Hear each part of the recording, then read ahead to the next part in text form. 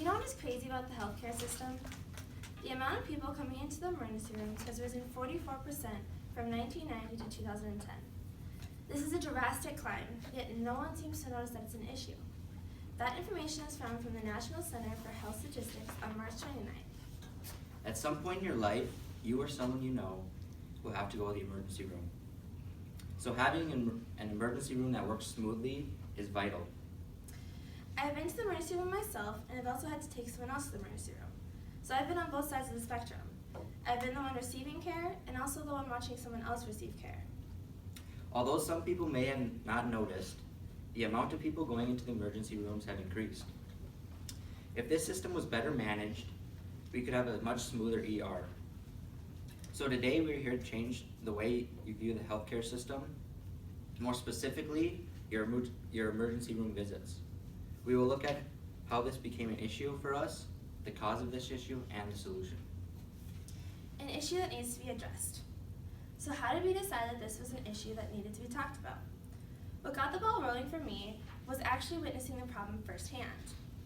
When you're at an ER, the place where you think you will receive the best care, and you're forced to wait in a line while watching someone wince in pain, it really changes your idea on how the healthcare system should be run, specifically how the ER should be run. To give you a little background on why I'm so passionate about this, I'm going to tell you a story. When I was a senior in high school, I woke up to my mom crying. Her back was hurting her so bad. So we ran her to the emergency room in Jamestown where we lived.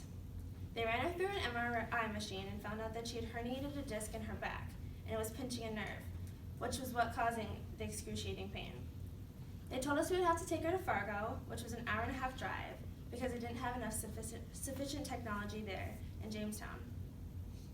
Once we got to Fargo, we were waiting in the emergency room for 45 minutes, which turns out to be the average time for the U.S. ER wait time, found in the U.S. News Report accessed on March 29, 2017.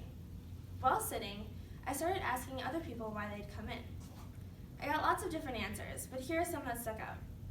A potentially broken arm, trouble breathing, a really bad headache, a persistent cough, and lastly an ear infection. What's interesting about this is that only 2 of these would generally be considered an emergency. The others had been trying to see a physician, but the amount of time that they would have to wait was around 2 months. So obviously their only other option was to go into the ER. When I found out about this, I was very unhappy. And after doing some research, I found out I was not the only one.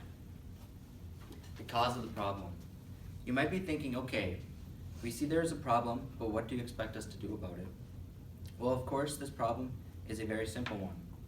It has become more common for hospitals to be run by business managers than it is for hospitals to be run by doctors.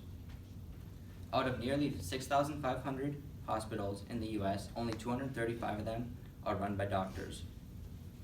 These statistics were found in an article called Should Hospitals Be Run by Doctors in on NewYorkTimes.com, accessed on March 29th. The problem is if you always have your nose in the finance books and you're not working on patients, it is easy for you to start thinking that these doctor visits should just speed up, which, of course, allows doctors to see more patients a day. The average doctor visit is between 13 and 16 minutes long. This information was found on BusinessInsider.com. This may seem like a good in theory, but in practice this does not work. It doesn't work because if you give a doctor a time limit, they won't have near as much time to locate and access the problem appropriately, thus forcing the patients to have to go to the emergency rooms for care. This clogs up the system. It makes it impossible for people to get into the emergency rooms when they have an actual emergency.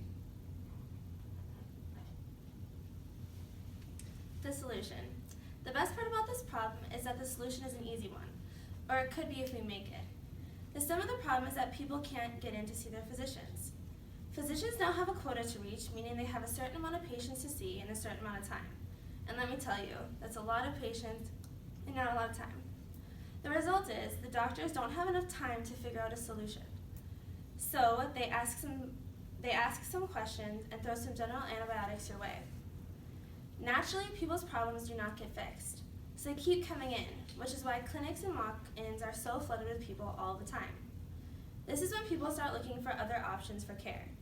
Many of them will go to an emergency room, where docs don't have quotas or time limits to get care for something they should be receiving care for at a clinic. This makes for congested ER and is what is causing the long wait time. Although some people may not have noticed, the amount of people going to emergency rooms has increased. If this system was better managed, we could have a smaller ER, we could have a smoother ER visits. Today we walked you through how we have come to find this issue, the cause of this issue, and our solution to this issue. So now it's your turn to open up your eyes to this problem.